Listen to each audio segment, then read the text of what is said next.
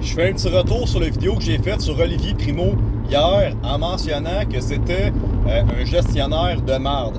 Et là, je réenchère là-dessus.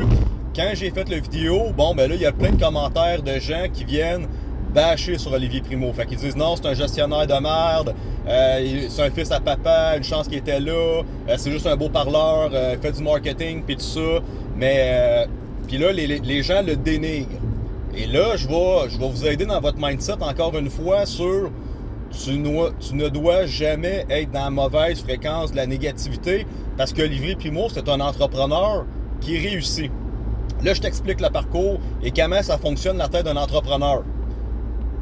Olivier Primo lui-même, dans le speech qu'il a fait, quand il nous a raconté son parcours de vie, il a commencé, il vendait des canettes de coke à 5$, il s'est fait pogner, il payait pas son père parce qu'il est volé au IGA. Ensuite de ça, il a parti d'autres projets, puis tout ça, à chaque fois, ça finissait par planter. Son père, il est devenu propriétaire, directeur d'un IGA, et à un moment donné, il est venu pour faire une commande, puis il devait 250 000 à Subway.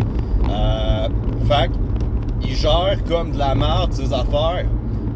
Et là, l'importance à comprendre le mindset d'un entrepreneur et comment ça fonctionne. Parce que jamais, je vais enlever le crédit à Olivier Primo que c'est un solide entrepreneur puis une machine dans le marketing. Et là, vous allez comprendre. Olivier Primo, à un moment donné, il a fait son parcours d'entrepreneur.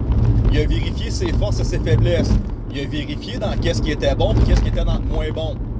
Il coche lui-même, il va l'avouer lui-même que côté gestion, ce n'est pas sa force.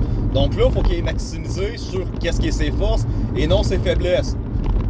Son assistante, depuis qu'il a acheté le Beach Club puis tout ça, c'est elle qui gère de A à Z son horaire, ses affaires puis tout ça. C'est elle le core de la business parce qu'il s'en est rendu compte que lui, c'est pas lui le gestionnaire. Donc, il a délégué ça à quelqu'un que c'était ses compétences et sa machine de guerre, à lui, c'est son assistante.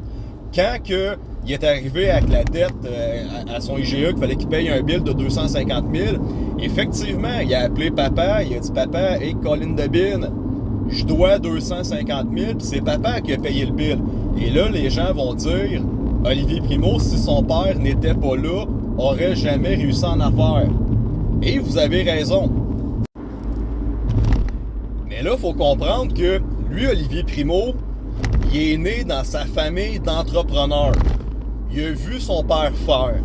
Fait qu'à chaque fois que Olivier Primo s'est mis dans la merde financièrement et que son papa il est venu le backer, pourquoi que son papa, qui est un entrepreneur aussi, est venu le backer à chaque fois? C'est que son père avait confiance en lui. Parce que si c'est une merde qui réussit jamais rien puis qui t'endette, à un moment donné, quand tu es un entrepreneur à succès comme son père, il va dire « Non, là, tu débarques, tu décalisses, tu m'endettes, c'est fini. » Ça veut dire que son père, il a vu en son fils un entrepreneur qui allait réussir parce que les entrepreneurs se reconnaissent entre eux autres. Puis à chaque fois que Olivier faisait une bourde financière, qui arrivait quelque chose, son père continuait à investir dans son fils en sachant qu'il allait réaliser de grandes choses. Et quand que son père il a décidé d'acheter le Beach Club, c'est l'argent de papa. Mais il y avait une confiance aveugle à son fils parce qu'il connaissait, il le voyait aller, il voyait son mindset, puis il s'est dit non, je sais qu'il est capable de réussir. Et Olivier Primo est devenu Beach Club Everyday, puis tout ça. Il a bâti un empire. Donc, au lieu de le discréditer, de le juger, de dire que c'est une merde, c'est un mauvais gestionnaire, il l'avoue lui-même. C'est ça un entrepreneur. Tu as besoin d'avoir la fibre créative. C'est ça que tu as besoin. Un entrepreneur, c'est le créateur. Puis là, il y a des problèmes qui rentrent en ligne de compte. Fait que rapidement, si tu veux devenir un bon entrepreneur, il faut toujours que tu fasses l'évaluation de tes forces et tes faiblesses. Il faut que tu connaisses tes faiblesses parce que tu n'es pas bon dans tout. Mais dès que tu réalises que tu as des faiblesses, c'est là qu'il faut que tu rencontres ou que tu mettes en place les machines de guerre qui vont venir remplacer, qui vont venir optimiser les faiblesses. Donc, Olivier Primo, pour tous ceux qui bâchent sur lui, moi, je m'ostine avec lui au niveau politique. Qui s'en a le dire que l'immigration n'est pas un problème quand c'est le facteur 1, numéro 1 d'une grosse problématique.